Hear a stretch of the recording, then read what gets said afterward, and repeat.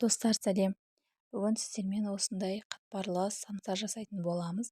Дәмі деген өте керемет, қамыры да жұп-жұмсақ болатын самсаның рецептімен бөлісетін боламын. Көптеген сіз білмейтін құпия сырларын айтатын боламын. Видеоның соңына дейін менімен бірге болуларыңызды сұраймын. Ең алдымен бөлме температурасында тұрған суымызды құйып аламыз. Оның үстіне дәміне қарай тұз және де кішкене шым-шым ашытқы салып жібереміз. Және де 100 грамм осындай сары майымызды саламыз. Ертіп салсаңыздар да болады.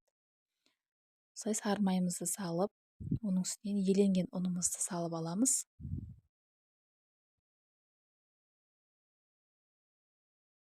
Қолымыздың көмегімен жақсылап елеп алатын боламыз. Үйеуін қандырып, жақсылап елеп аламыз. Егер де самсаларыңыз өте керемет шықсын десеңіздер, бір күн алдын қамырын осылай жасап, морозилке бір күн қойып қойсаңыздар, самсаларыңыз өте дәмді шығатын болады.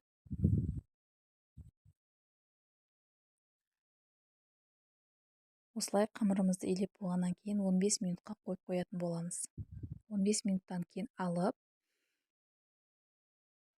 бөліктерге бөліп алатын боламыз.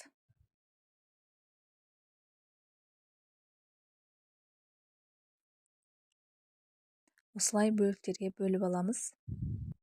Мен 2 зуаланы алдым. Және де оны жаюға кірісетін боламыз. Кішкене ұн сеуіп, қамырымызды дөңгелек етіп, жұқа емес, қалың емес, орташа етіп жайып алатын боламыз. Достар, егер де менің видеом ұнап жатса, каналыма тіркеліп, комментарий лайк қалдыруды ұмытпаңыздар. Менің қазақша контент каналыма дамуына өз үлестеріңізді қосуларыңызды сұраймын. Алдағы уақытта көптеген рецепттермен бөлісетін боламын. Қамырымызды осылай жайып болғаннан кейін бұл бөлігін алып қоямыз. Келесі қамырымызды дәл осылай жайып алатын боламыз. Келесі кезекте біз сары майымызды ертіп аламыз. Біздің сары майымыз Четралета сары майы. 2 зуалаға 200 грамм сары май жетеді. Осылай сары майымызды жақсылап ертіп, қайнатып аламыз. Өйткені бізде сары майдағы суды бу ретінде шығарсаңыздар, қамырларыңыз өте керемет болып шығады. Осылай сары майымызды ертіп болғаннан соң қамырдың үстіне жағып шығамыз.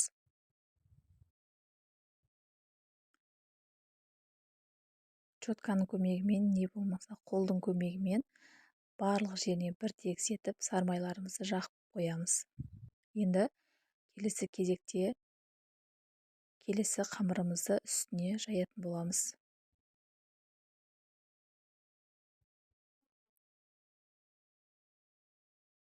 Осының үстінен тағы да сары майымызды құямыз. Четкамен жақсылап сары майымызды барлық жерге біркелкі етіп жағып шығамыз. Сіздерге айта кететін жайт, сары майымызды бірден жағып болған соң орамаймыз, кішкене қатуын күтеміз. Содан кейін барып жіңішке етіп жақсылап орап шығамыз. Осылай қысып, тартып самсаның қамырын ораймыз.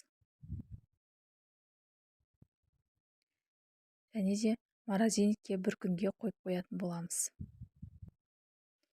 Не болмаса 15 минут 1 сағатқа қойсаңыздар болады.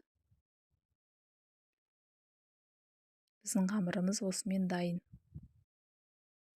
Келесі кезекте біз начинкасын дайындайтын боламыз. Начинкасын өз қалауларыңыз бойынша дайындасаңыздар болады. Мен тартылған ет пен пиязды қолдандым. Оған дәміне қарай бұрыш, зіра және де тұз салып, кішкене 2 қасықтай сұйық май құйып, жақсылап араластырып алатын боламыз.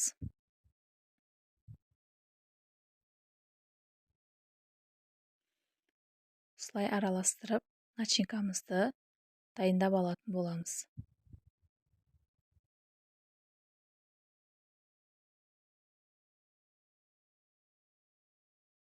Келесі кезекте біз самсаның қамырын алып,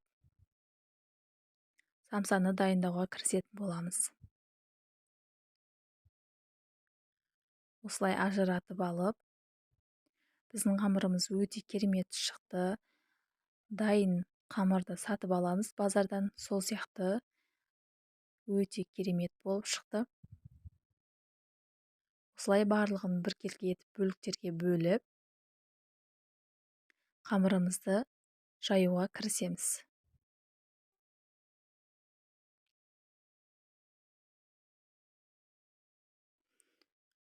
Кесіп болған қамырларымызды осылай дөңгелек етіп жайып аламыз барлығын.